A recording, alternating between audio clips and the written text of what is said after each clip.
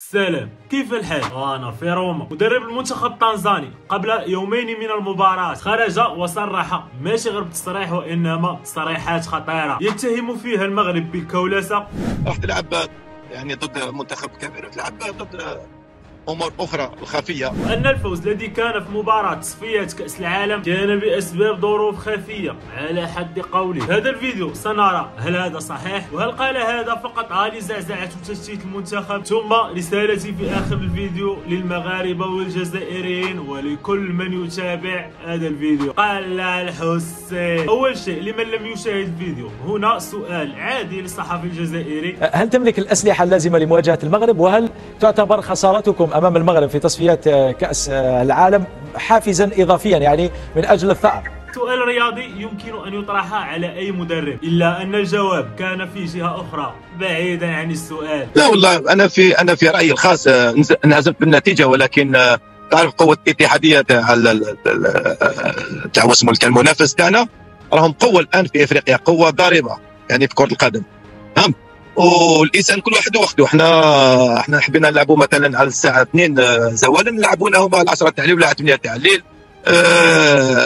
هما الان هم اللي هم يعني كما يقولوا راهم يسيروا في الامور تاع الكره تاع افريقيا. واش حاب نقول لك، احنا نتبعوا، احنا من المتتبعين الان. هم الان يفرضوا انفسهم، فهمت؟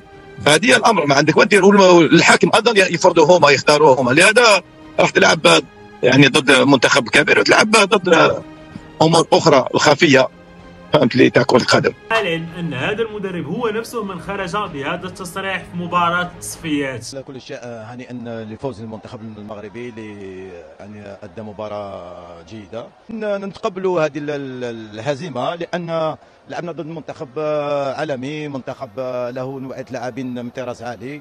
وحنا ان شاء الله نصحوا الاخطاء تاعنا ونحاولوا باش نكونوا يعني وراء هذه المنتخبات القويه. لما نتكلموا عن نوعيه لاعبين، الانسان يكون واقعي، تلعب ضد منتخب عالمي يعني نصف نهائي كاس العالم، مش منتخب اي منتخب. هذا منتخب المغرب اللي ظهر وشرف الكره العربيه والافريقيه. اول ما تشاهدوا هذا التصريح سيقول احدكم هذا فقط لتشتيت انتباه المنتخب، لكن لا، لو كان كذلك كان يمكن ان يكون بطريقه اخرى، لان الضغط ممكن ان يكون بتصريحات لكن ليس باتهامات ولها عواقب. تصل العقوبات من طرف الكاف وللعزل من منصبه من طرف الاتحاد التنزاني، والذي هو الاخر اتهمه بان المغرب يتحكم فيه بسبب ان الاتحاد رفض القيام بمعسكر في الجزائر. سمعنا بانك كنت تريد ان تقيم معسكر تدريبي في الجزائر قبل نهايه كاس افريقيا، ولكن هذا الامر لم يتم وتم تغيير التربص في اخر لحظه الى مصر. ما الذي حدث بالضبط؟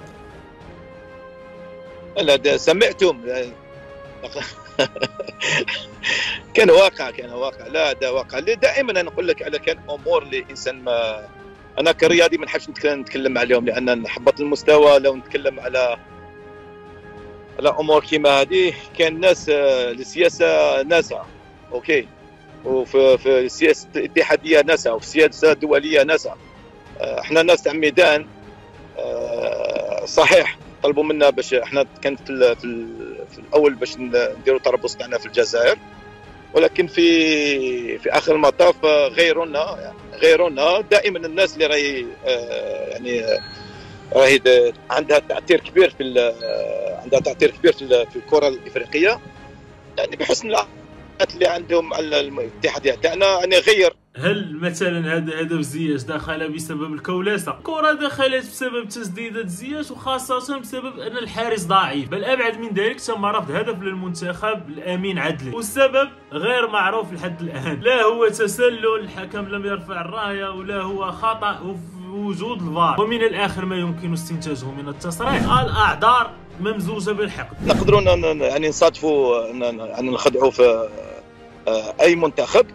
وما تعرف لي ما نحبش نتكلم قبل المباراه، يعني داخل المباراه خليك يلحق المباراه، لان اللاعبين مش المدرب. انا نقول لك اللاعبين هما صح، مدرب يبرمج يدير ويختار اللاعبين، ولكن بدون لاعبين المدرب فقير. من تصريحه يمهد لتبريرات فشله. اللاعبين هم المسؤولين، هذا صحيح، ويقولها حتى غوارديولا، لكن يقولها بعد الفوز ويعطي الكريديت للاعبيه ليس بعد الخساره ويمسحها في لاعبيه. خلاصه من تصريحاته: أظن إن كانت هناك مفاجأة في المجموعة فلن تكون من تنزانيا، وأظن أنها لن تتأهل إلا إذا تأهلت كأفضل المركز الثالث. أيضا أظن أنه قريب من الإقالة، والله أعلم. والرسالة التي أردت أن أوصل، أنا لاحظت هذا الأمر حتى في الأندية المغربية وجماهيرها، الكل ضدنا، الكل يحاربون، الكل لا يحبون. فإن كانت سواء من مسؤول أو مدرب في جميع المجالات تكون فقط من أجل امتصاص غضب الجمهور وتنويمه وإعطاء تبريرات. لا، المطر لم يمطر، الشمس كسفت من الخسوف وخسفت من الكسوف، حمار نام في الملعب. تبا فشلت أصمت. كل كلام الذي يأتي بعده هراء، فهم يروضون الجماهير بهذه الطرق، ولهذا دائما حاولوا التفكير باستقلالية عن العامة يا أصدقاء. لا تدعوا هذه الخدع المحتالين تمشي عليكم. تبا خسرت صحيح، أصمت. وهذا كل شيء يا صديقي. جيش.